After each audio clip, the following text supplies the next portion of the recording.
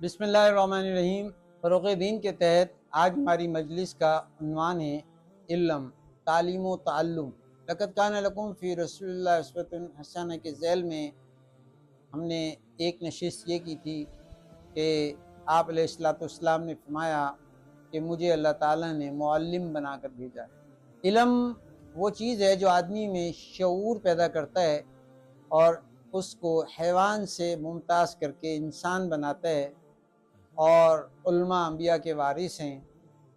ایک آیت قرآن پاک کی سیکھنا 100 رکعت نفل پڑھنے سے زیادہ اجر رکھتی ہے، اور ایک باب دین کا سیکھنا 1000 رکعت نفل پڑھنے سے زیادہ اجر رکھتا ہے۔ آدمی ساری زندگی جتنی عبادتیں کرتا ہے، وقت کے اعتبار سے وہ پوری زندگی کا 5% بھی نہیں بنتا۔ ساری عمر کے روزے، نماز، ذکر، حج، وقت کے اعتبار سے یہ پورے دین کا 10%۔ حضرت علی کرم اللہ وجہ فرماتے ہیں 70 سال کی بے ریا نفلی عبادت سے زیادہ افضل۔ تو جو آدمی دین میں جتنی غور و فکر کے ساتھ چلے گا، اتنا ہی اللہ کے ہاں اس کا درجہ ہوگا۔ تو میں آپ کو ایک کتاب سے علم کے فضائل کے بارے میں اقتباس پڑھ کر سناؤں گا کہ ہمارے دین میں علم کی کیا ویلیو ہے اور اللہ کے ہاں عالم کے کیا درجات ہیں۔ تو اس کو ذرا غور سے سنیے گا۔ لکھتے ہیں کہ ایک حدیث میں آیا ہے کہ علم صرف اللہ کے لیے سیکھنا اللہ کے خوف کے حکم میں ہے، اور اس کی طلب اور تلاش کے لیے کہیں جانا عبادت ہے، اس کا یاد کرنا تسبیح ہے، اور اس کی تحقیقات میں بحث کرنا جہاد ہے، اور اس کا پڑھنا صدقہ ہے،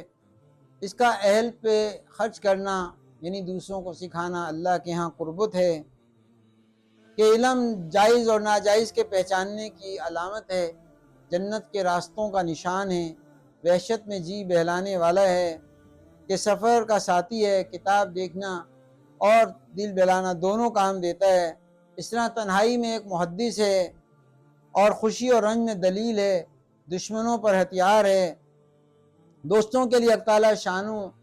علماء کی ایک جماعت کو بلند مرتبہ فرماتے ہیں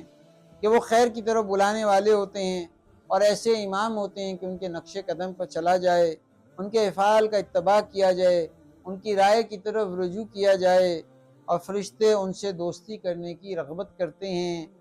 اپنے پروں کو برکت حاصل کرنے کے واسطے ان پر ملتے ہیں، ہر تر اور خوش چیز دنیا میں ان کے لیے مغفرت کی بخشش کی دعا کرتی ہے، حتیٰ کہ سمندر کی مچھلیاں، جنگل کے درندے، چوپائے، سانپ، بچھو وغیرہ بھی ان کے لیے دعائے مغفرت کرتے ہیں۔ علم دلوں کی روشنی ہے، آنکھوں کا نور ہے، علم کی وجہ سے بندہ امت کے بہترین افراد تک پہنچ جاتا ہے، دنیا اور آخرت کے بلند مرتبوں کو حاصل کر لیتا ہے، اس کا مطالعہ روزوں کے برابر ہے، اور اس کو یاد کرنا تہجد کے برابر ہے، اسی سے رشتے جوڑے جاتے ہیں، اور اسی سے حلال اور حرام کی پہچان ہوتی ہے، وہ عمل کا امام ہے، عمل اس کے تابع ہے، سعید لوگوں کو اس کا الہام کیا جاتا ہے، اور بدبخت اس سے محروم رہتے ہیں۔ نہ ختم ہونے والے فضائل ہیں علم کے۔ ہمیں اپنی زندگی میں 1 گھنٹہ کم از کم تعلیم و تعلم کے لیے رکھنا چاہیے، غور و فکر کے لیے رکھنا چاہیے۔ افلا یاقلون افلا تاقلون افلا تتدبرون افلا تتذکرون۔ تم اس کو سیکھتے کیوں نہیں، اس کے تذکرے کیوں نہیں کرتے، اس پہ غور و فکر نہیں کرتے، اس میں نشانیاں ہیں، اس میں فائدے ہیں عقل والوں کے لیے۔ تو بھائی علم شروع سے ہی ہم اپنے گھروں میں دینی حلقے قائم کریں، چپے چپے پہ تعلیمی حلقے قائم کریں۔ حضور صلی اللہ علیہ وسلم کی مسجد نبوی جو تھی وہ ایک یونیورسٹی تھی، وہاں پہ تمام علوم پڑھائے جاتے تھے، وہاں جہاد سکھایا جا رہا ہے، وہاں مشورے سکھائے جا رہے ہیں، اور وہاں معاشرت سکھائی جا رہی ہے، وہاں معیشت سکھائی جا رہی ہے، وہاں عدل و انصاف سکھایا جا رہا ہے۔ یعنی آپ سوچیں کہ اس یونیورسٹی کے یعنی کہ ایک ایک طالب علم یعنی اصحاب صفہ میں سے جو مسجد نبوی کے احاطے میں ہیں، کہ وہاں کے پڑھنے والے لوگ، ان کے پاس کھانے کو نہیں تھا، پہننے کو نہیں تھا، لیکن تعلیم و تعلم کے اندر اتنا انہماک کہ کئی دن کا فاقہ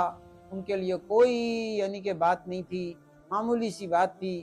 اور اس کے اوپر انہوں نے آپ دیکھیں کہ ابو ہریرہ رضی اللہ تعالیٰ عنہ امت کے یعنی بہت دیر سے آنے والے اور امت کے کتنے ممتاز لوگوں میں شمار ہو.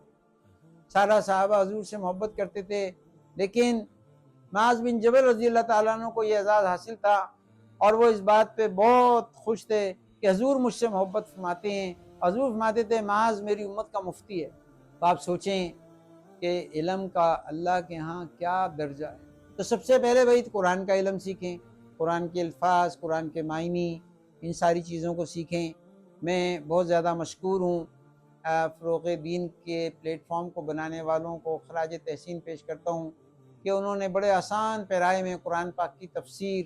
اور قرآنی علوم کو ایک ہی جگہ جمع کیا ہے. تو وقت نکال کے بھئی ہم ان قرآن کے ترجمے کو تفسیر سے سنیں، اور جس کے لیے یہ مشکل ہے وہ اپنے مولوی صاحب، مسجد کے مولوی صاحب کو تھوڑا تھوڑا وقت مانگ کے ان سے قرآن پاک کی گرامر کو ٹھیک کریں، قرآن کے الفاظ ٹھیک کریں. ہمیں پتہ ہو کہ ہم ایک نیت کریں کہ بھئی رمضان میں جب ہم قرآن سنیں گے تو ہم اس طرح سے قرآن سنیں کہ ہمیں سارا قرآن سمجھ میں آ رہا ہو، اس کے معنی ہمیں یاد ہو چکے ہوں، اور ان احکامات میں حضور صلی اللہ علیہ وسلم کیسے قرآن سنتے تھے، پڑھتے تھے، ہمیں یہ ساری چیزوں کو پڑھنے کی ضرورت ہے. تو اللہ تعالی ہم سب کو عمل کی توفیق عطا فرمائے. بہت شکریہ. جزاک اللہ. السلام علیکم.